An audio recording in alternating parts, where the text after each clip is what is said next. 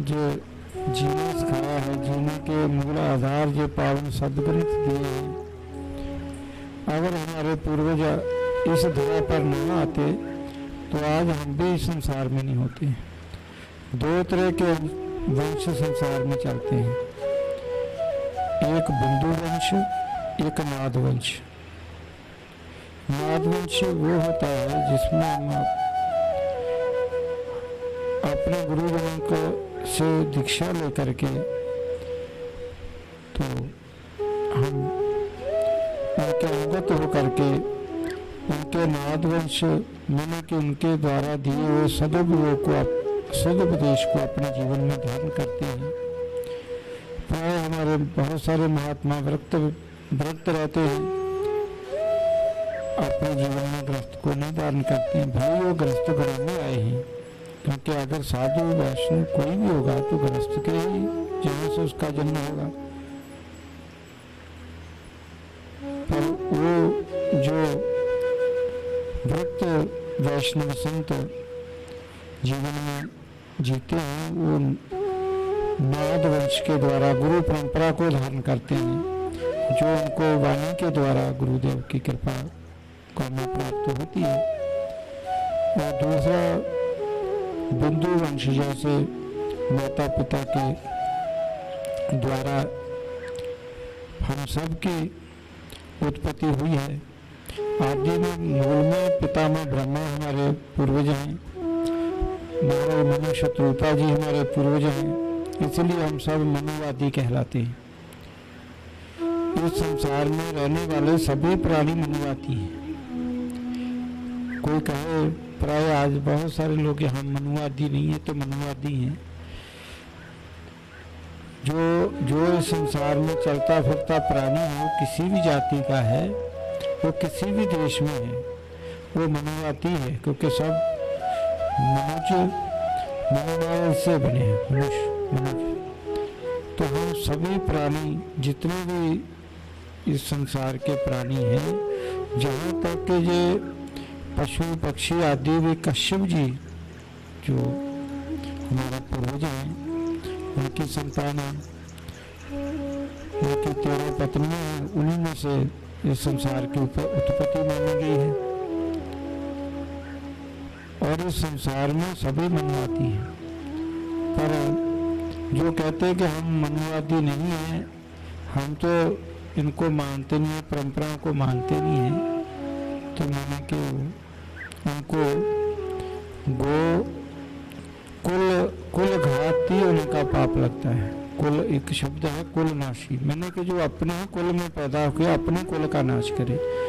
तो जो अपने पूर्वजों को नहीं मानते हैं, पूर्वजों को का वंदन नहीं करते, पूर्वजों का आदर संस्कार नहीं करते, अथवा पूर्वजों के द्वारा दी हुई ये जो सनातन धर्म की पावन परंपरा है, जो सदा से चली आई है, जो किसी मनुष्य ने नहीं बनाई है, परमात्मा भगवान श्री हरि के द्वारा ही जो प्रकट हुई है, मानव मात्र के मंगल के लिए ही ये पावन परंपरा हमारे ऋषि मुनियों ने, व्यास भगवान आदि ऋषियों ने दी है।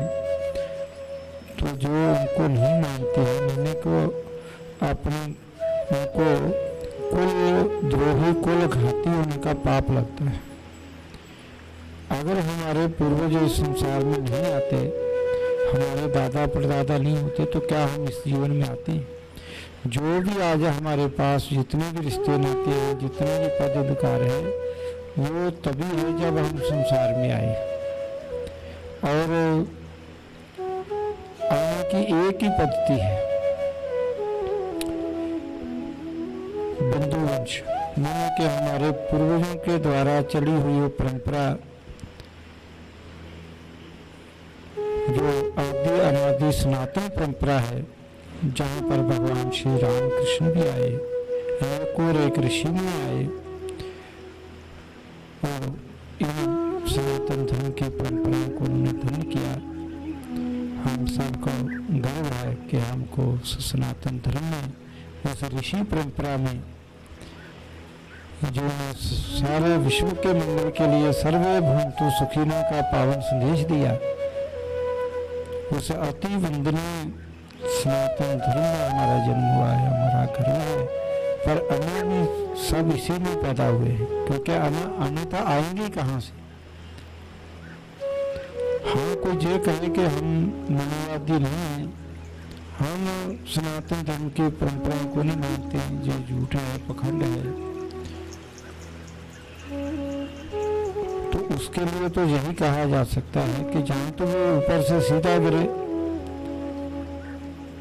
अन्यथा वो सब उसी सनातन धर्म में पैदा हुआ है जहाँ से हमारे ऋषि मुनि गुरुजन उसी परंपरा का मजा करते हुए पैदा होते आए हैं। तो इसलिए वो मनोवादी ही कहलाएगा, वो सनातनी ही कहलाएगा।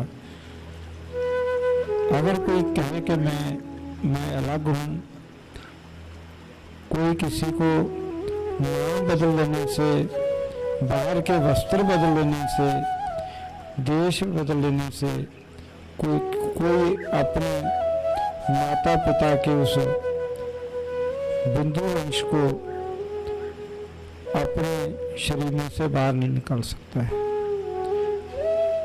जब तक वो जिंदा है तब तक तो ये संयोग रहता ही है कि इसके ये अमुक पिता थे, अमुक इसकी माँ थी, अमुक उसके दादा परदादा, ये परंपरा चलते चलते पितामह ब्रह्मा तक पहुंच जाती है, हमारा मनु शत्रुपा तक पहुंच जाती है, उसके आगे श्री हरि भगवान तक पहुंच जाती है। तो इसलिए जो ये मानता है कि मेरा सनातन धर्म से कोई लेना देना नहीं है, ये तो ऐसे ही ब्राह्मणों ने पखंड बनाया हुआ है, खाने पीने का साधन बनाया हुआ है, ऐसा नहीं है। सनातन धर्म जुगों जुगों टल है। जो जहाँ पैदा हुआ है वो भले ही अपना नाम बदल ले, अपना वेश बदल ले, अपना प्रदेश क्षेत्र बदल ले, पर वो रहेगा वही उन्हीं पूर्वजों का अंश ही रहेगा। अथवा जात वो फिर कहीं ऊपर से गिरे, माता पिता के पेट से न आए तो फिर तो मानेंगे कि वो अलग है, नहीं तो जहाँ तक के जीवन में तो ये रहता ही है कि अमुक का ये पुत्र है, अमुक इसके दादा परदादा हैं। जब उसकी मृत्यु हो जाती है और इस संसार में नहीं रहता है तो फिर भी उसका गोत्र रहता है कि ये अमुक गोत्र में अमुक आदमी का जन्म हुआ था, अमुक उसके पिता थे, अमुक उसके दादा थे। आज भी हम हरिद्वार में तीर्थों में जाते हैं तो हम जब अपने वहाँ के अपने पूज्य पंडितों से पूछते हैं कि हमारी कुल परंपरा को बताओ, तो वो हमारी कई कई पीढ़ियों का बताते हैं और वो उनको जितनी जानकारी है उतनी बताते हैं, पर उसके किसी की 10 पीढ़ी 100 पीढ़ी 50 पीढ़ी का बताएंगे, पर ये तो असंख्य है, असंख्य, कोई उसका अंत ही नहीं है। कब से जो सृष्टि चली है और कितने युग बीत गए हैं, कितने मनवंतर कल्प बीत जाते हैं और अंत में जो जीव ईश्वर अंश, जीव अविनाशी, ये तो भगवान का अंश है। समुद्र से जल की बूंद कभी निकलती है, बादल उसको उठा करके ले जाते हैं और कहीं दूर उसको बहुत दूर कहीं बरसा देते हैं और वो बूंद जब तक समुद्र में आके मिल नहीं जाती है तब तक उसको चैन नहीं आता। भले ही उसको समुद्र कहीं बहुत हिमालय के किसी शिखर के ऊपर भी जाके बरसा देवे, पर वो बूंद जब तक आके समुद्र में मिल नहीं जाती है और भले उसको उसके लिए बहुत लंबा समय तक सफर तय करना पड़े। हिमालय से चल करके